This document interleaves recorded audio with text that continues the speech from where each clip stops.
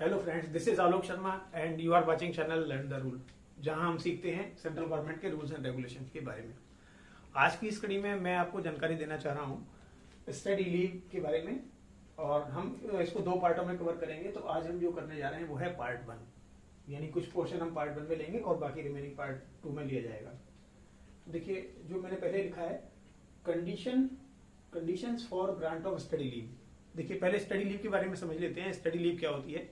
जब भी हम सेंट्रल गवर्नमेंट में ड्यूटी में ज्वाइन करते हैं तो हमारा अपना कोई एजुकेशन होता है, लेकिन हमारे जॉब से रिलेटेड, यानी जॉब में हमें कुछ ऐसी जरूरतें पड़ती हैं जिसमें कि हमारा हायर एजुकेशन करना थोड़ा जरूरी होता है। यूं तो हम जॉब में करके एक्सपीरियंस से सीखते ही हैं, लेकिन कुछ हायर डिग्री करने पर या कोई स्पेशलाइज्ड कोर्स करने पर हमारी इफिशियंसी या एबिलिटी अपने जॉब को करने के लिए और भी बढ़ जाती है। यानी ऐसे कोर्सेज जो हमारी ड्यूटी से डायरेक्टली और क्लोज एंड डायरेक्टली कनेक्टेड होते हैं, जो हमारी स्फीयर ऑफ ड्यूटी से, या हमारे गवर्नमेंट का जो काम कर रहे हैं उसकी एबिलिटी को बढ़ाने के लिए जिन कोर्सेज की जरूरत होती है उसको बढ़ावा देने के लिए या हमको ज्यादा वेल इक्विप्ड करने के लिए मैं कहूंगा कि स्टडी लीव दी जाती है। तो गवर्नमेंट में ऐसा प्रावधान है कि स्टडी लीव दें, ताकि जो भी हमारे इनकम्बेंट हैं, जो भी एम्प्लॉई हैं गवर्नमेंट में, वो ज्यादा से ज्यादा गवर्नमेंट के काम को अच्छी तरह से परफॉर्म कर सकें। तो ये इसका पर्पज है देने का, और किस कारण से दी जाती है, क्या कंडीशंस में देते हैं, तो उनको हम यहाँ चर्चा करते हैं वन बाय वन। तो देखिए, पहला जो होता है ये दी जाती है special course of study consisting of higher studies. तो ऐसा कोई भी स्पेशलाइज्ड कोर्स जो हायर स्टडीज के लिए होगा, या फिर ये कोई स्पेशलाइज्ड ट्रेनिंग हो सकती है, ट्रेनिंग इन अ प्रोफेशनल और टेक्निकल सब्जेक्ट। किसी टेक्निकल सब्जेक्ट या प्रोफेशनल ट्रेनिंग भी ऐसी हो सकती है। ये मैं आपको कंडीशन पहले ही बता चुका हूं कि जितनी भी बातें होंगी उसमें मैं यहाँ जगह पे लिख देता हूं। यानी इनका सबका आपका होना चाहिए क्लोज, जो भी कोर्स करेंगे आप उसका क्लोज एंड डायरेक्ट कनेक्शन होना चाहिए। डायरेक्ट कनेक्शन या डायरेक्टली कनेक्टेड कह सकते हैं, क्लोज एंड डायरेक्टली कनेक्टेड।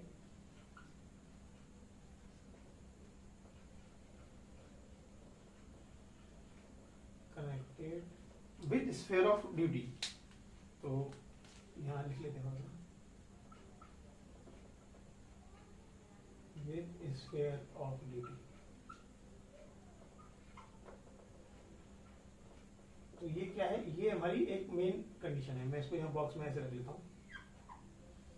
ये सबके लिए लागू रहेगी। यानी स्टडी लीव देने का, गवर्नमेंट आपको स्टडी लीव क्यों दे? स्टडी लीव देने का मीनिंग है आपको पे एंड अलाउंस भी देने पड़ते हैं। तो आपको फुल पे एंड अलाउंस पे तभी भेज रही है जब आपका यानी आपका इतना इक्विप हो जाएंगे, गवर्नमेंट का काम अच्छी तरह से हो पाएगा, उसको आपको इक्विप करने के लिए, ज्यादा होशियार बनाने के लिए ये लीव दी जा रही है। तो आपने पहला वाला केस देख चुके हैं हम लोग कि इस बात के देंगे। तो ये जो कोर्स होंगे वो यहाँ पे फिर हर चीज को इसके साथ मिला के पढ़ना है कि ये जो कोर्सेज होंगे professional course, close and directly connected, closely और directly connected to the sphere of duty, ये होना चाहिए। दूसरी ये दी जाती है कोर्स ऑफ ट्रेनिंग और स्टडी टूर। यानी ये तो क्या था, यहाँ पे जो पहली बात आ रही है, दोनों में क्या फर्क आ रहा है? ये जो है वो कोर्स होगा, स्पेशलाइज्ड कोर्स ऑफ स्टडी होगी, यानी एकेडमिक एक स्टडी करनी पड़ेगी। एकेडमिक एक ड्यूरेशन होगा, चाहे वो 1 साल के लिए कोई हो कोर्स, 2 साल के लिए हो, तो ऐसा हो सकता है। बाकी मैक्सिमम ड्यूरेशन की हम बात करेंगे बाद में। तो ऐसा कोर्स जिसमें एकेडमिक स्टडीज इन्वॉल्व होंगी, तो इन दोनों में एकेडमिक स्टडीज इन्वॉल्व है। और सेकंड जो हम बात कर रहे हैं कोर्स ऑफ ट्रेनिंग, ये कोई ट्रेनिंग का पार्ट हो सकता है, और या कोई स्टडी टूर भी हो सकता है। 2-3 महीने का टूर है, 1-2 महीने का टूर हो सकता है, 2 मंथ 3 मंथ। इसमें लेकिन बात आती है, यानी नॉलेज तो उसमें बढ़ेगी। यानी वो ट्रेनिंग में जो सीख करके आएंगे या स्टडी टूर करेंगे तो वो इस तरह से होगा कि उनका नॉलेज क्या होगा, अपकीप होगा, जो कि गवर्नमेंट के काम करने के लिए सुविधाजनक होगा या ज्यादा अच्छा होगा। लेकिन इसमें जो बात आ रही है, without attending a regular academic और सेमी एकेडमिक कोर्स, यानी इसमें कोई एकेडमिक या सेमी एकेडमिक कोर्स नहीं करना होगा, ये स्टडी टूर होगा। हालांकि नेचुरली टूर की रिपोर्ट वगैरह बनती है, क्या करके आए, वो एक रिपोर्ट बनानी होगी, उनको रिपोर्ट देनी होगी कि स्टडी लीव पर उन्होंने क्या किया, लेकिन वो कोई एकेडमिक कोर्स वहां इन्वॉल्व नहीं होता है। ऐसे केस में भी स्टडी लीव दी जाती है। तीसरी बात आती है स्टडी कनेक्टेड विद फ्रेमवर्क और बैकग्राउंड ऑफ पब्लिक एडमिनिस्ट्रेशन। तो ये तो कुछ स्पेशलाइज्ड कोर्स की हमने बात की थी। यहाँ पे एक जनरल काम के लिए, यानी सिविल सर्वेंट को कोई काम करने के लिए उसका उस फ्रेमवर्क को अच्छी तरह से काम कर पाए, या बैकग्राउंड ऑफ पब्लिक एडमिनिस्ट्रेशन, यानी पब्लिक एडमिनिस्ट्रेशन से जुड़े हुए कोई कोर्स होंगे, लोक प्रशासन के कोई कोर्स होते हैं पब्लिक एडमिनिस्ट्रेशन के, उसके लिए भी स्टडी लीव आपको दी जा सकती है। तो ये कुछ 3 चीजें कवर हुई। एक चौथी भी चीज को लिखा गया है, फोर्थ जो रीजन है वो देखिए उसमें क्या कहता है, उसमें यानी इनमें कोई क्लासीफाई नहीं हो रहा है, और ऐसा कोई कोर्स, क्योंकि कोर्स को हम ये नहीं कह सकते कि तरह के कोर्स है या कोई नए तरह का आ सकता है, तो एनी अदर यहाँ पे वो आ जाएगा, एनी अदर स्टडी, ऐसी कोई भी study, any other study to improve ability of a civil servant, यानी ऐसी कोई भी स्टडी जो सिविल सर्वेंट को इक्विप्ड करती हो उसके ऑफिस वर्क के लिए या फिर आगे लोगों के साथ कोलैबोरेट करने के लिए। तो इसमें जो टर्म आगे जब लिखा जाता है, रूल्स आप देखेंगे पूरा,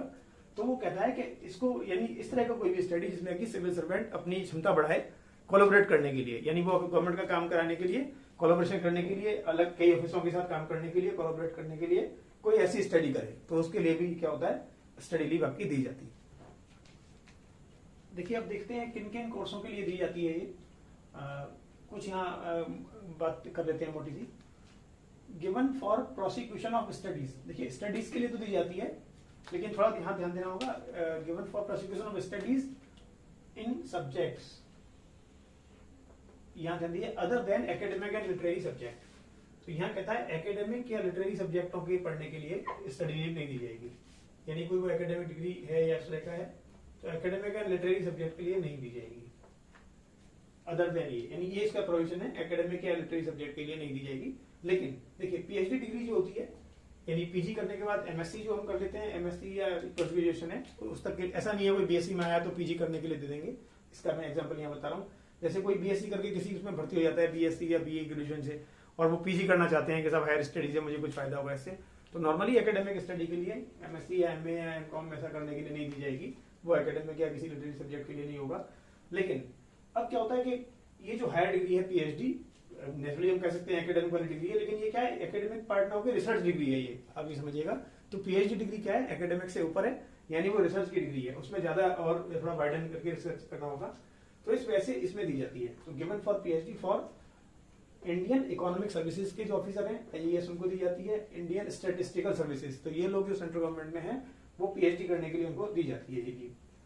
given for PhD in scientific department like CSIR, तो कुछ साइंटिफिक डिपार्टमेंट जिसमें कि साइंटिस्ट कोई भर्ती हुए हैं और वो अगर नॉन पीएचडी हैं और एमएससी या किसी एंट्रेंस कंपटीशन के आधार पर वो भर्ती हुए हैं, तो पीएचडी के लिए भी या और डिपार्टमेंट भी हो सकते हैं, उधर डीआरडीओ या बार के जो भी है, तो उस तरह से साइंटिफिक डिपार्टमेंटों में पीएचडी करने के लिए यदि वो पीएचडी नहीं है तो स्टडी लीव दी जा सकती है, क्योंकि वो डायरेक्टली उनके, देखिए PhD degree is closely and directly connected to the sphere of the duty, तो उनकी इफिशिएंसी बढ़ाने के लिए, साइंस को प्रमोट करने के लिए, या अच्छा वो साइंटिफिक और नए मेथड सीख पाए या एडवांस रिसर्च पे काम कर पाए, इसके लिए ये दी जाती है।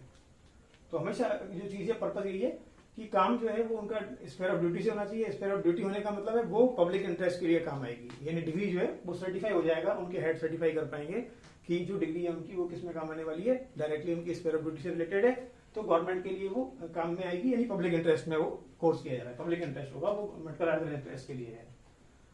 इसी तरह से आप देखिए गिवन फॉर पीजी स्टडीज, यहाँ पर भी बात आ रही है वही, यदि पीजी स्टडीज करेंगे फॉर सेंट्रल हेल्थ सर्विसेज जो होते हैं, सेंट्रल हेल्थ सर्विसेज के जो ऑफिसर होंगे यानी मेडिकल ऑफिसर, तो कहीं सीधे गाइड डॉक्टर्स की दी जाती है, सेंट्रल हेल्थ सर्विस के जो डॉक्टर हैं उनको पीजी स्टडीज के लिए दी जाती है। तो ये भी आप समझ सकते हैं, कोई डॉक्टर्स हैं और वो जो है अगर पीजी नहीं है, एमबीबीएस है, उसके आगे वो डिग्री करना चाह रहे हैं, तो नेचुरली उनका क्या होगा, जो नॉलेज बढ़ेगी उससे क्या होगा, उनका प्रोफेशनलिज्म बढ़ेगा, या ज्यादा उनको नॉलेज होगा, ज्यादा मेथड पता लगेंगे, ज्यादा ये स्टडी उनकी डीप हो जाएगी। तो ये भी उनके क्या होता है, पब्लिक इंटरेस्ट में ही सर्टिफाइड डिग्री है, यानी वो आगे काम आने वाली है उनके लिए, तो ये इनको दी जाती है। अब इसके आगे देख लेते हैं कि एलिजिबिलिटी क्या है किसी एम्प्लॉय की, यानी किसी एम्प्लॉय को कब हम ये स्टडी लीव के लिए भेज सकते हैं, उसकी कितनी सर्विस होनी चाहिए, या क्या ड्यूरेशन होना चाहिए, या क्या सर्विस की कंडीशंस और हैं जिसमें कि उनको स्टडी लीव दी जा सकती है, वो आगे देखते हैं। Where can an employee go on study leave? Study leave के लिए एम्प्लॉय कहाँ जा सकता है? तो देखिए दोनों बातें हैं, विद इन इंडिया जा सकते हैं, यानी जो कोर्सेज इंडिया में अवेलेबल हैं वो इंडिया में ही करेंगे, और दूसरी स्थिति है आउटसाइड इंडिया, यानी स्टडी लीव के लिए आउटसाइड इंडिया भी जा सकते हैं। लेकिन यहाँ आप देखिए रेड कलर में लिखा हुआ है, तो ये क्वेश्चन है यहाँ पे कि तभी आउटसाइड इंडिया भेजेंगे only if the course study या study of that particular course is not available in India, यानी उसकी एडिक्वेट फैसिलिटी अगर यहाँ नहीं है उस कोर्स को करने के लिए, तभी इसको क्या हो सकता है, आउटसाइड इंडिया के लिए किसी एम्प्लॉय को भेजने के लिए कंसिडर किया जा सकता है। इसमें फर्दर कंडीशन और भी है, क्योंकि फाइनेंशियल लायबिलिटी का मामला है, तो ये डिपार्टमेंट ऑफ एक्सपेंडिचर जो है, यानी मिनिस्ट्री ऑफ फाइनेंस से, वहां से भी क्लियरेंस की फाइनेंस के लिए होनी चाहिए कि अगर वो सफिशिएंट फंड अवेलेबल है तभी भेज पाते हैं। अदरवाइज, और आपको मालूम है सारे कोर्स इंडिया में अवेलेबल हैं, तो ज्यादातर study leave within India ही होती है। तो अब्रॉड बहुत स्पेशल केस में जो कोर्स नहीं है उसी के लिए दी जा सकती है परमिशन। दूसरा सवाल आता है हमारा, who can go for study leave, कौन को स्टडी लीव पे भेज पाएंगे, यानी एलिजिबिलिटी यहाँ हम बात कर रहे हैं कि कौन एलिजिबल होंगे स्टडी लीव पे जाने के लिए।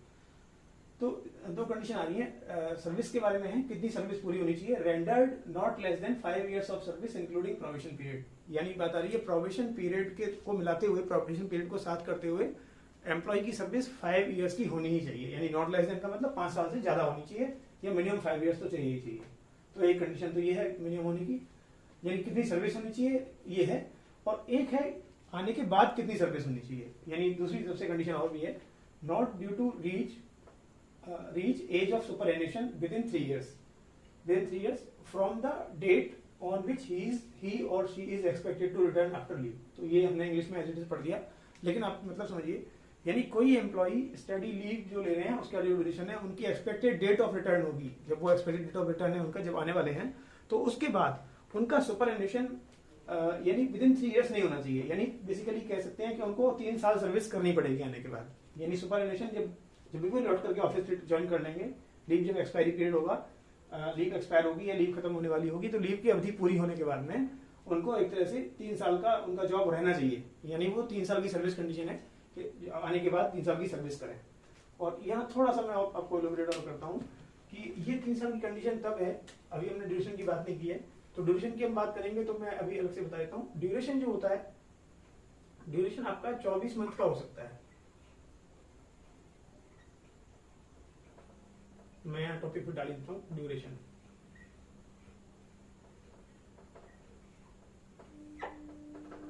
देखिए ड्यूरेशन जो हो सकता है वो 24 मंथ तक की स्टडी लीव दी जा सकती है, 24 मंथ्स, और 24 मंथ्स के बाद लेकिन कुछ जो होते हैं हमारे डॉक्टर्स जो हैं उनको दी जा सकती है आपकी 36 मंथ तक का हो सकता है उनका पीरियड, जो हमने बात की थी अभी CHS ऑफिसर्स। क्योंकि यहाँ चीज कनेक्टेड है इसलिए यहाँ पे बात कर रहा हूँ। तो ड्यूरेशन जो होगा स्टडी लीव का वो होगा 24 महीने, और जिसमें कि क्या होता है, ये भी कहा गया कि 1 स्पेल में 1 year दिया जाए,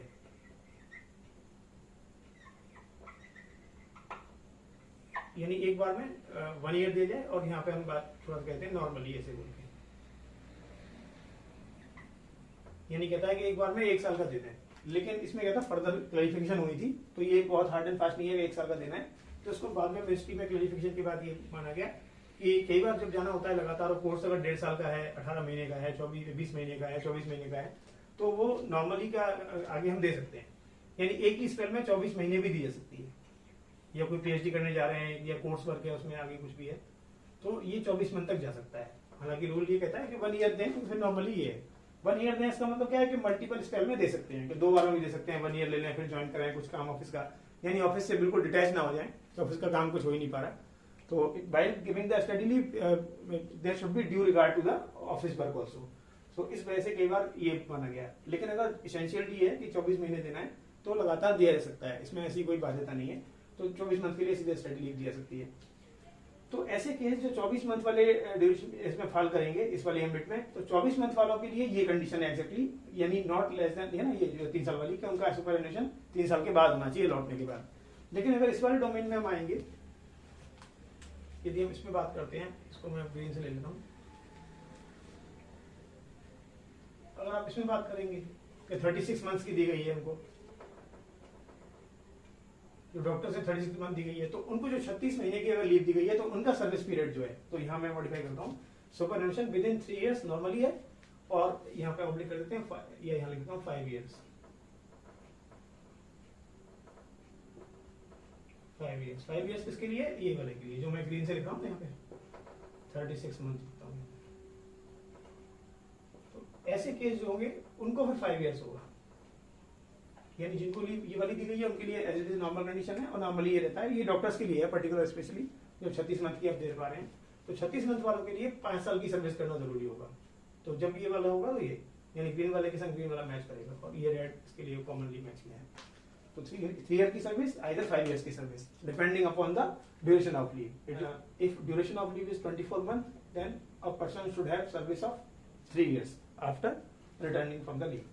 and if duration is 36 months, then that person should have his service at least for 5 years in the department. तो तब आप उसको दे सकते हैं। तो ये हमारा, हमने यहाँ ड्यूरेशन की भी बात कर ली, कितना ड्यूरेशन हो सकता है, और ये भी हमने बात कर लिया कि कितना ये होगा। तो ये हमने आज इसमें जो बात की है वो पार्ट 1 उसको बोल रहे हैं, स्टडी लीव पार्ट 1। इसमें अभी एलिजिबिलिटी ऑफ मतलब ये रह गया है कि जो हमारा स्टडी लीव जाएंगे तो हमारे पेड अलाउंस या क्या क्या चीजें मिलेंगी, फैसिलिटी क्या क्या रहती हैं, और साथ ही साथ हमारी यदि वो लीव है तो उसके आगे कॉम्बिनेशन में हम कौन सी लीव और ले पाएंगे। तो कुछ बातें और थोड़ी सी हैं, और या फिर स्टडी पूरी नहीं कर पाते हैं यानी फेल हो जाते हैं स्टडी लीव। अभी हमने बात की कि ये सब पॉजिटिव साइड से हमने बात की ये स्टडी लीव करेंगे, लेकिन परिस्थितियों में अगर स्टडी लीव को पूरा नहीं कर पाए या course approved course of study को नहीं कर पाए तो नहीं करने के क्या इफेक्ट होते हैं, तो यानी क्या क्या हमारे पेड अलाउंसेस के ऊपर या क्या हमारी इस पे जो एंटाइटलमेंट्स हैं उन पर क्या फर्क आता है, वो हम पार्ट 2 में कवर करेंगे। तो आज हम इतना छोड़ेंगे, और जानकारी मुझे लग रहा है अच्छी दी गई है। आप चैनल को देखते रहिए और चैनल को सब्सक्राइब करें, वीडियोस को शेयर करें और लाइक करें, कमेंट्स करें। कोई जानकारी पूछनी है तो और भी पूछ सकते हैं आप, मुझे बड़ी खुशी होगी आपके आंसर देते हुए। तो आपने समय निकाल कर चैनल देखा, आपका बहुत बहुत धन्यवाद। Thank you, thanks for watching.